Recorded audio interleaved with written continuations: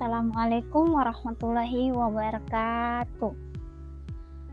Alhamdulillahi rabbil alamin wa bihi nasta'in wa ala umurid dunya waddin.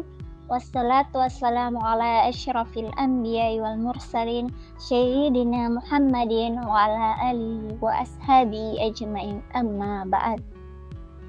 Pertama-tama, marilah kita panjatkan puja dan puji syukur atas kehadirat Allah Subhanahu wa Ta'ala, karena atas nikmat, taufik, hidayah dan inayahnya lah sehingga pada hari ini kita masih bisa melaksanakan hal-hal positif dalam menjalankan kehidupan sehari-hari.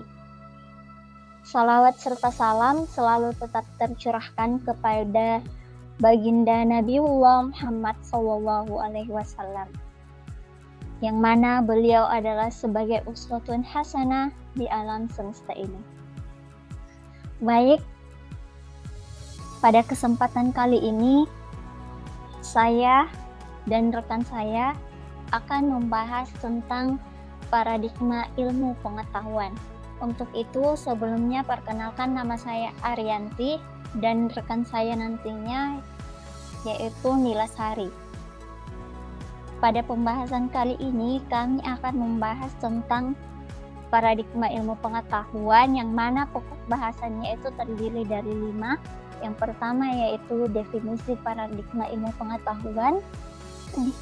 Yang kedua yaitu perkembangan paradigma ilmu pengetahuan dan berbagai pandangan ilmuwan. Yang ketiga yaitu dimensi utama filsafat ilmu pengetahuan. Yang keempat yaitu karakteristik paradigma ilmu pengetahuan. Dan yang terakhir yaitu jenis pemetaan paradigma ilmu pengetahuan. Oke, baik, kita melangkah pada definisi paradigma ilmu pengetahuan, yang mana paradigma ini pertama kali diperkenalkan oleh Thomas Kuhn dalam karyanya The Structure of Scientific Revolution pada tahun 1962, yang mana menurutnya paradigma adalah gabungan hasil kajian yang terdiri dari seperangkat konsep, nilai, teknik yang dapat digunakan secara bersama dalam suatu komunitas untuk menentukan keabsahan suatu masalah beserta dengan solusinya. Oke, selanjutnya definisi paradigma ilmu pengetahuan menurut George Roser. Kuhn menggunakan istilah paradigma ini tak kurang dari 21 cara yang berbeda-beda, dan karenanya Kuhn tidak merumuskan dengan jelas apa sebenarnya yang dimaksud dengan paradigma. Masterman mencoba mereduksi ke 21 konsep paradigma yang berbeda-beda itu menjadi 3 tipe, yaitu paradigma metafisik, paradigma bersifat sosiologi, dan paradigma konstruk. Selanjutnya yaitu perkembangan paradigma ilmu pengetahuan. Nah, di sini kami menjelaskan ada 4 ilmuwan yang menjelaskan tentang pembagian paradigma ilmu pengetahuan. Yang pertama yaitu menurut Burrell dan Morgan, ia membagi paradigma tersebut menjadi 4 paradigma, yaitu yang pertama paradigma fungsional. Nah, paradigma ini sendiri berfokus pada pemahaman bagaimana sistem sosial dapat dipertahankan dan dikembangkan secara fungsional. Para ilmuwan yang berpegang pada paradigma ini memandang masyarakat sebagai struktur yang stabil, di mana setiap elemen dalam sistem memiliki fungsi tertentu untuk menjaga keseimbangan. Paradigma ini juga cenderung positif dan objektif, yang menekankan pada aturan dan keteraturan untuk menciptakan stabilitas sosial. Selanjutnya yaitu paradigma interpretif, yang mana paradigma ini bertujuan untuk memahami makna dan pengalaman subjektif dari individu dalam konteks sosial. Pendekatan ini melihat masyarakat dari perspektif individu, bagaimana mereka memahami dan menginterpretasikan realitas sosialnya, sehingga fokusnya adalah pada penafsiran simbolisme dan interaksi sosial yang menjadi kunci dalam memahami perilaku manusia. Ilmuwan dalam paradigma ini berusaha melihat dunia sebagaimana dipahami oleh individu, Selanjutnya yaitu paradigma radikal strukturalis, yang mana paradigma ini menyoroti konflik, dominasi, dan struktur kekuasaan dalam masyarakat. Nah, ilmuwan radikal strukturalis melihat perubahan struktural sebagai kebutuhan untuk mengatasi ketidakadilan dan ketimpangan dalam sistem sosial. Nah, pendekatan ini cenderung kritis dan fokus pada bagaimana kekuatan struktural seperti kelas sosial dan institusi, yang mana membentuk dan mengendalikan individu. Paradigma ini mencari perubahan revolusioner dalam struktur sosial. Selanjutnya yaitu paradigma radikal humanis atau the radical humanist paradigm. Ini bersifat kritis, tetapi fokus utamanya adalah pada pembebasan kesadaran individu dari batasan-batasan sosial yang dianggap menindas.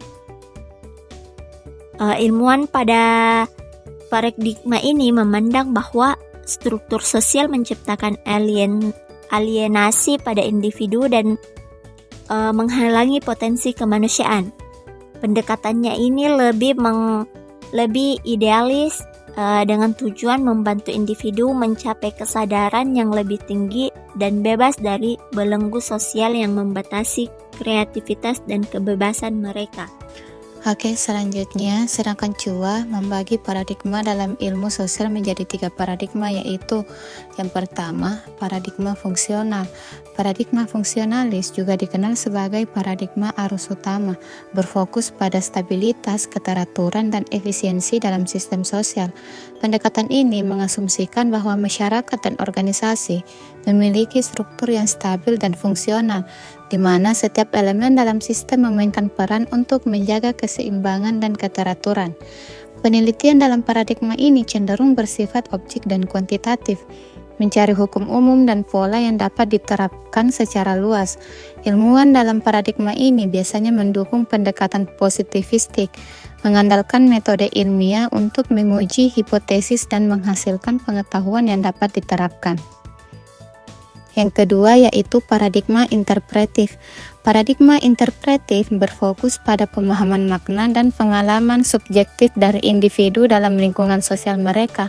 Pendekatan ini menekankan bahwa realitas sosial diciptakan dan dipahami melalui interpretasi dan interaksi antar individu.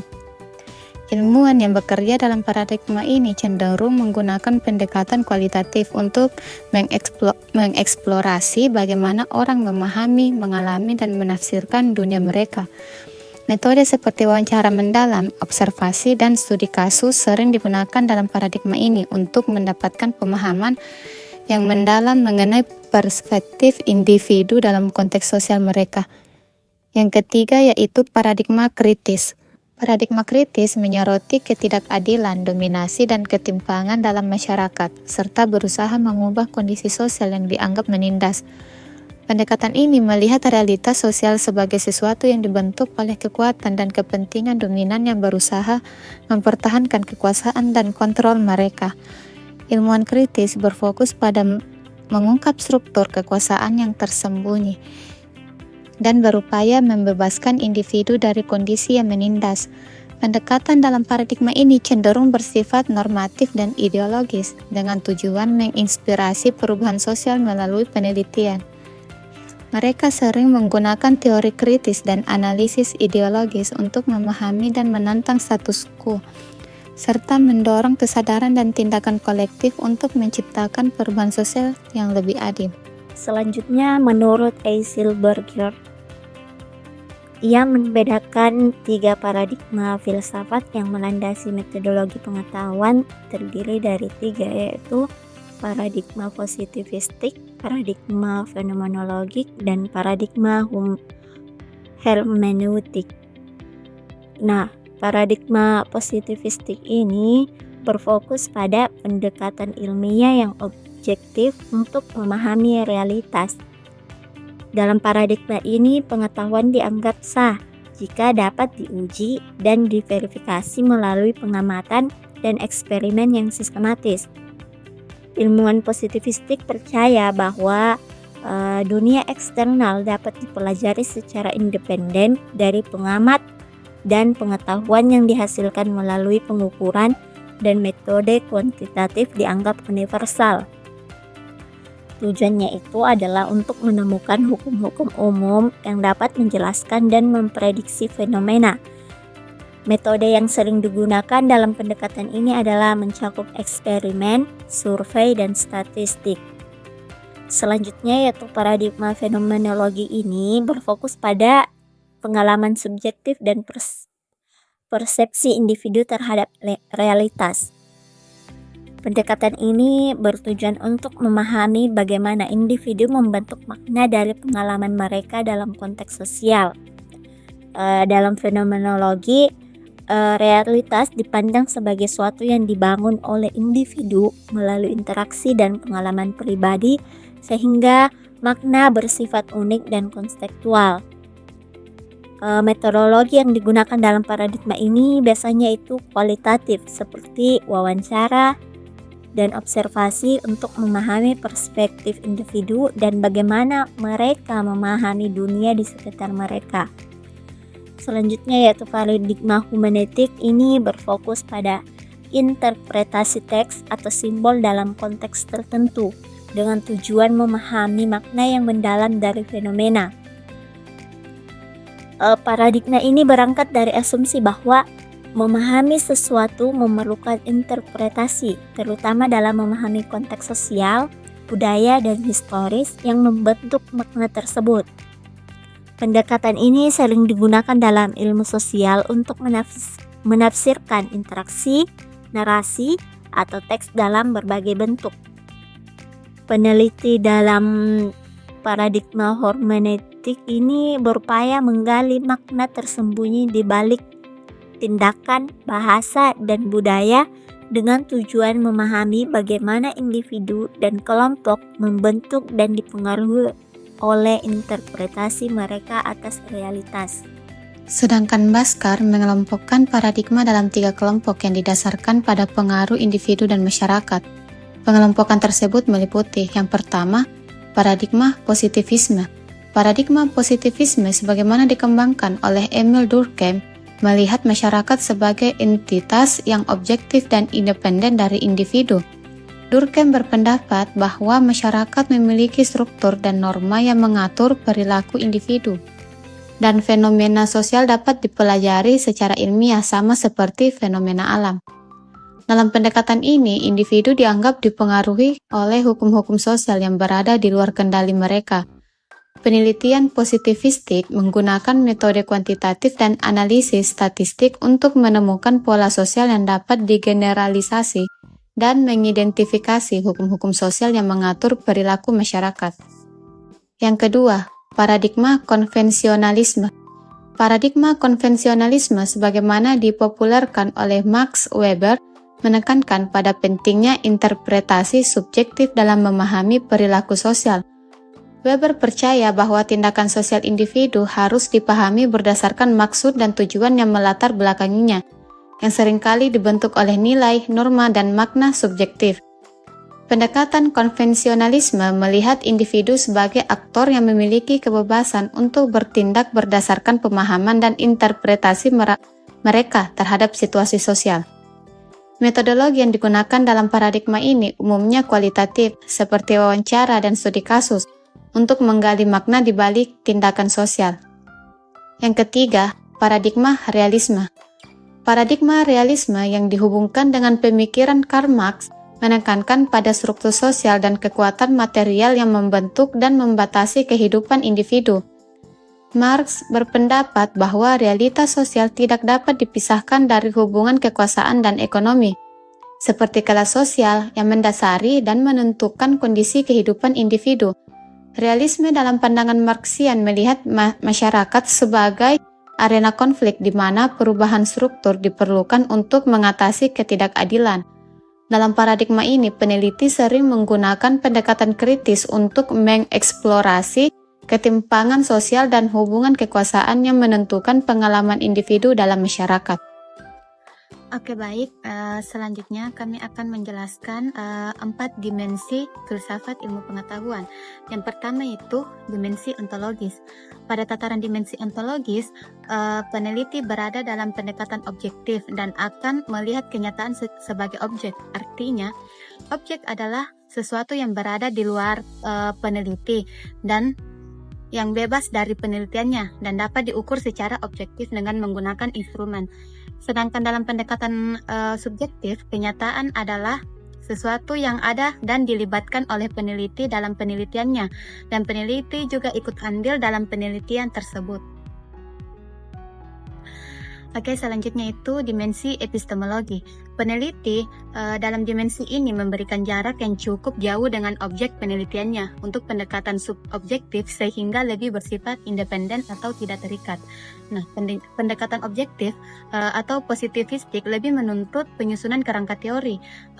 Sebaliknya, untuk pendekatan subjektif atau paradigma alternatif, peneliti justru berinteraksi dengan objek yang diteliti. Interaksi tersebut bisa berbentuk tinggal bersama atau mengamati perilaku subjek penelitian dalam jangka waktu tertentu dan tidak menuntut penyusunan kerangka teori sebagai persiapan awal penelitian. Oke, baik, selanjutnya yaitu dimensi aksiologi. Dalam pendekatan objektif, nilai-nilai yang dianut peneliti tidak boleh memengaruhi peneliti dengan menghindari pernyataan-pernyataan yang berkaitan dengan nilai dalam hasil dengan menggunakan bahasa yang impersonal.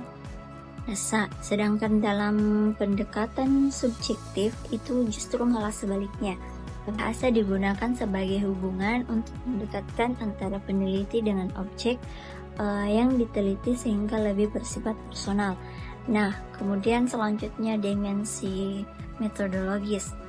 Pendekatan objektif lebih menekankan pada logika deduktif dan teoritis, dan pengembangan hipotesis dilakukan untuk menguji hubungan sebab akibat dan hasilnya cenderung statis. Sedangkan pendekatan subjektif ini lebih mengarah pada logika induktif dengan mengandalkan interaksi dari peneliti dengan aktor yang ditunjuk dalam penelitian tersebut, sehingga lebih kaya akan informasi dan lebih konstekstual dalam menjelaskan teori yang ada. Pembahasan selanjutnya yaitu karakteristik paradigma dalam ilmu pengetahuan. Paradigma dalam ilmu pengetahuan memiliki karakteristik khas yang membedakannya dari pendekatan atau teori lainnya. Karakteristik ini mencakup berbagai aspek yang terkait dengan cara ilmuwan berpikir, bertindak, dan memahami dunia. Berikut adalah karakteristik utama dari paradigma dalam konteks ilmu pengetahuan. Yang pertama, asumsi dasar. Setiap paradigma dimulai dengan serangkaian asumsi dasar yang diterima oleh komunitas ilmiah. Asumsi-asumsi ini menjadi landasan atau dasar dalam membangun teori dan menjelaskan fenomena yang ada. Asumsi ini bisa berkaitan dengan sifat dasar realitas, hubungan antar fenomena, atau sifat pengetahuan itu sendiri. Yang kedua, teori dan model. Setiap paradigma mencakup teori-teori yang digunakan untuk menjelaskan fenomena alam atau sosial. Teori-teori ini berfungsi sebagai kerangka untuk memahami dan meramalkan kejadian-kejadian tertentu dalam dunia nyata. Teori dan model dalam paradigma memberikan cara untuk menjelaskan fenomena yang diamati, serta merumuskan hubungan sebab akibat yang mengatur proses-proses tersebut. Model-model ini dapat bersifat matematis, konseptual, atau grafis. Yang ketiga itu metode ilmiah. Paradigma juga menentukan cara atau metode yang digunakan dalam penelitian ilmiah untuk memperoleh pengetahuan yang sah. Metode ini bisa sangat bervariasi tergantung pada paradigma yang berlaku. Namun secara umum metode ilmiah mencakup prosedur-prosedur sistematis untuk mengumpulkan data, menguji hipotesis, dan menarik kesimpulan. Yang keempat, standar praktik. Setiap paradigma mencakup serangkaian standar atau praktik ilmiah yang diikuti oleh para ilmuwan dalam melakukan penelitian. Standar ini mencakup cara-cara ilmuwan mendefinisikan masalah, mengumpulkan data, dan menyimpulkan hasil penelitian. Praktik ini juga mencakup etika dan norma-norma yang berlaku dalam komunitas ilmiah, seperti transparansi dalam pelaporan hasil, integritas dalam pengumpulan data dan penggunaan metode yang sah. Yang kelima, konsensus komunitas ilmiah. Paradigma berfungsi sebagai konsensus yang dipegang bersama oleh komunitas ilmiah untuk menjelaskan fenomena tertentu. Dalam konteks ini, komunitas ilmiah menyetujui teori, metode, dan praktik tertentu sebagai acuan utama untuk penelitian. Paradigma ini juga menentukan apa yang dianggap sebagai pengetahuan yang sah dan metode yang sah. Namun, paradigma ini tidak bersifat permanen. Ia bisa berubah seiring waktu, terutama ketika paradigma yang ada tidak lagi mampu menjelaskan fenomena baru yang ditemukan. Pergeseran paradigma atau yang disebut revolusi ilmiah terjadi ketika terjadi ketidakcocokan antara teori dan temuan-temuan empiris. Oke, selanjutnya yang keenam, fenomena yang dikenali dan diteliti. Setiap paradigma cenderung mengarahkan perhatian pada fenomena tertentu yang dianggap penting untuk dipelajari. Paradigma memberikan kerangka yang memandu ilmuwan untuk memilih masalah atau fenomena yang perlu diteliti, serta cara-cara untuk mengukurnya. Paradigma juga memberikan batasan tentang apa yang dianggap valid dalam ilmu pengetahuan, sehingga fenomena tertentu yang tidak sesuai dengan paradigma yang berlaku seringkali diabaikan atau dipandang sebagai sesuatu yang tidak relevan. Selanjutnya yang ketujuh, paradigma sebagai kerangka referensi. Paradigma bertindak sebagai kerangka interpretasi untuk ilmuwan, yang memandu mereka dalam memahami dunia dan membuat keputusan tentang apa yang perlu diteliti. Paradigma menentukan bagaimana teori-teori yang ada digunakan untuk menjelaskan fenomena tertentu, serta memberikan alat dan bahasa untuk mengomunikasikan temuan-temuan ilmiah. Yang terakhir, kedelapan, peran dalam inovasi dan revolusi ilmiah. Karakteristik terakhir dari paradigma adalah perannya dalam inovasi ilmiah. Ketika sebuah paradigma gagal menjelaskan fenomena baru atau tidak dapat menyelesaikan masalah yang ada, ilmuwan akan mencari teori alternatif yang lebih sesuai. Ketika alternatif ini diterima secara luas oleh komunitas ilmiah, terjadi revolusi ilmiah menggantikan paradigma lama dengan paradigma baru. Proses ini tidak hanya melibatkan perubahan teori, tetapi juga dapat mencakup perubahan dalam cara ilmuwan melakukan eksperimen, cara mereka menginterpretasikan data, dan bahkan cara mereka berpikir tentang apa yang dianggap sebagai masalah ilmiah yang layak untuk diteliti. Nah, itulah tadi pembahasan tentang karakteristik paradigma dalam ilmu pengetahuan. Oke, selanjutnya terkait dengan jenis pemataan paradigma ilmu pengetahuan, ini terdiri dari 5 poin. Yang pertama, paradigma positif. Yang kedua, paradigma interpretif. Yang ketiga, paradigma kritis. Dan yang keempat, paradigma postmodernisme. Dan yang terakhir yaitu paradigma religius. Pada paradigma positif ini atau biasa disebut dengan the functionalist paradigm, yang mana paradigma ini muncul paling awal dalam dunia ilmu pengetahuan, yang mana kepercayaan dalam pandangan ini berakar pada paham ontologi realisme yang menyatakan bahwa realitas berada dalam kenyataan dan berjalan sesuai dengan hukum alam. Menurut Chua pada tahun 1986, paradigma positif ini didasarkan pada asumsi filosofis tentang pengetahuan, dunia empiris, dan hubungan antara teori dan praktek. Nah, secara ontologisnya ini ditegaskan pula oleh Chua juga, yang mana dipengaruhi realitas fisik yang menganggap dunia sebagai realitas objektif yang berada di luar manusia dan alam, yang penuh kepastian atau secara esensi dapat diketahui. Dengan demikian, terdapat garis pembatas antara objek dan subjek, yang mana pengetahuan dapat diperoleh ketika subjek dapat menemukan dengan benar dan mendiscover realitas objektif tersebut. Karena itu, penelitian dalam paradigma ini selalu menekankan objektivitas yang tinggi. Ini tidak lain objek yang diketahui terpisah dari subjek yang mengetahui. Selanjutnya yaitu paradigma interpretif, yang mana paradigma ini dibentuk berdasarkan asumsi bahwa realitas sosial itu keberadaannya tidak konkret, melainkan keberadaannya dibentuk dari pengalaman subjektif-objektif masing-masing individu. Jadi, realitas sosial itu diciptakan dari hasil interpretasi dan konsep-konsep individu serta bagaimana ia membentuk makna atas interpretasi tersebut sehingga realitas sosial itu majemuk, bisa bertahan atau berubah tergantung pada pemaknaan individu. Paradigma interpretif ini juga menganut pendirian sosiologi keteraturan loh, sama halnya dengan paradigma positif, tetapi mereka menggunakan pendekatan subjektif dalam analisis sosialnya, sehingga hubungan mereka dengan sosiologi keteraturan bersifat tersirat. Mereka ingin memahami kenyataan sosial menurut apa adanya, yakni mencari sifat yang paling mendasar dari kenyataan sosial menurut pandangan subjektif dan kesadaran seseorang yang langsung terlibat dalam peristiwa sosial, bukan menurut orang yang mengamatinya. Selanjutnya yaitu paradigma kritis, yang mana paradigma kritis ini berlawanan dengan positivisme dalam melihat realitas atau kenyataan.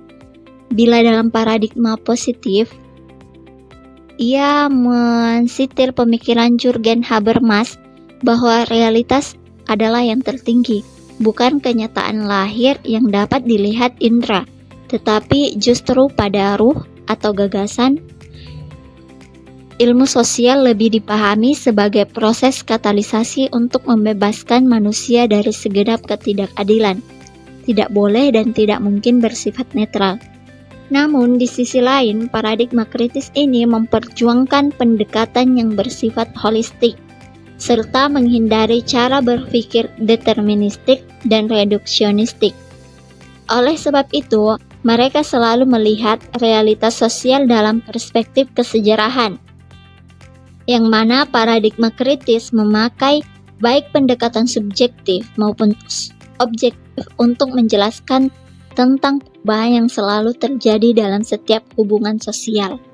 Selanjutnya yaitu paradigma postmodernisme. Paradigma ini muncul akibat kekecewaan terhadap segala atribut yang melekat pada modernitas, di mana di satu pihak postmodernisme melihat modernisme selalu diikuti dengan hal-hal seperti penyebaran peradaban barat, industrialisasi, urbanisasi, kemajuan teknologi, konsumerisme, dan lain-lain. Namun di pihak lain, postmodernisme juga melihat rasisme, perbedaan kaya miskin, diskriminasi, pengangguran, dan stagflasi tumbuh bersama-sama dengan modernisme. Karakter utama dari paradigma postmodernisme ini menurut Triyuwono terletak pada usaha dekonstruksi yang dilakukan terhadap semua bentuk logosentrisme yang dibuat oleh modernisme. Logosentrisme ini adalah sistem pola berpikir yang mengklaim adanya legitimasi dengan referensi kebenaran universal dan eksternal.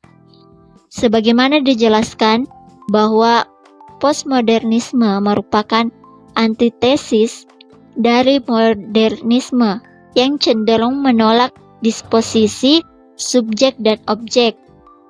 Paradigma postmodernisme ini melihat realitas tidak hanya objektif. Realitas juga memiliki padanannya, yaitu realitas subjektif. Berbeda dengan interpretis yang hanya memandang realitas itu subjektif. Berbeda pula dengan aliran kritis awal yang membedakan perubahan sosial bisa dilakukan terpisah melalui subjektivitas atau melalui objektivitas. Namun pada paradigma postmodernisme ini melihat realitas itu majemuk, baik itu subjektif maupun objektif, bahkan melampaui keduanya. Realitas adalah hasil dari pengalaman objektif, subjektif, intuitif, bahkan spiritual. Semuanya terjadi dalam satu kesatuan yang tak bisa dipisahkan dan ditera mana yang berpengaruh dan mana yang dipengaruhi. Mudahnya gini, tidak ada pemisahan antara realitas dan pencipta realitas.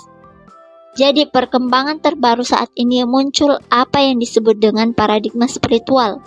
Yaitu paradigma ini sebenarnya merupakan rentetan yang dihasilkan dari perkembangan paradigmatik barat, terutama sebagai hasil turunan paradigma postmodernisme afirmatif.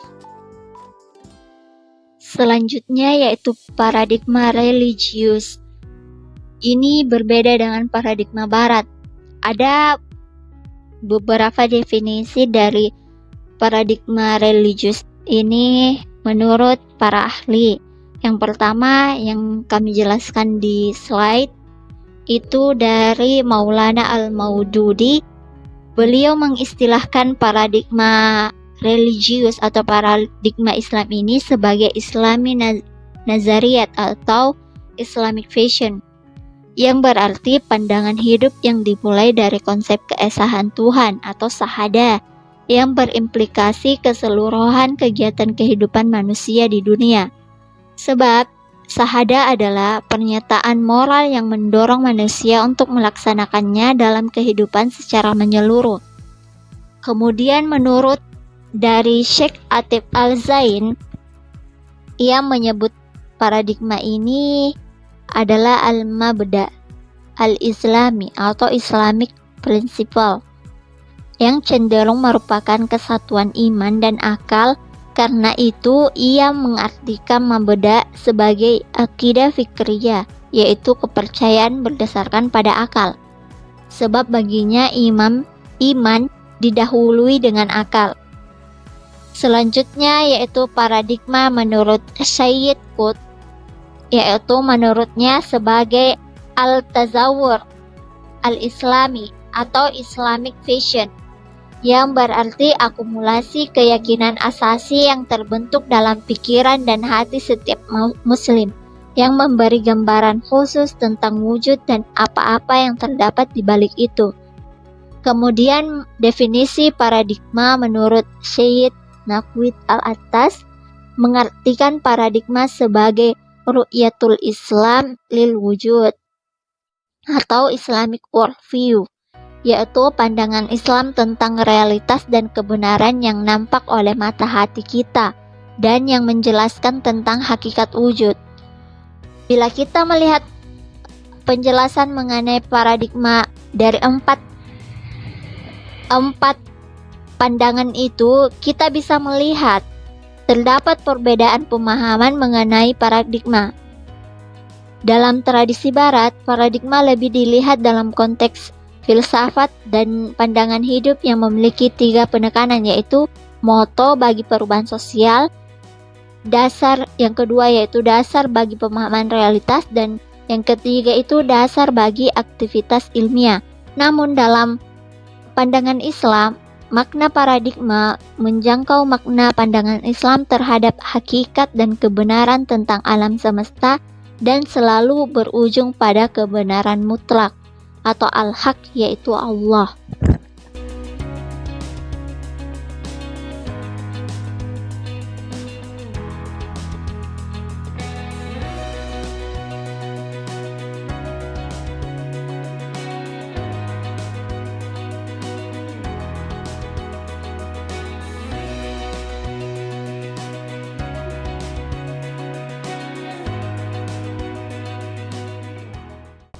Sekian dari presentasi kami, kurang dan lebihnya mohon dimaafkan. Saya atas nama Arianti dan rekan saya bernama Nila Sari izin pamit undur diri. Semoga video ini bermanfaat untuk kita semua. Dan saya ada satu pantun untuk kalian. Jalan-jalan sama anak muda, jangan lupa beli good time. Terima kasih atas perhatian Anda. See you next time. Terima kasih. Assalamualaikum warahmatullahi wabarakatuh.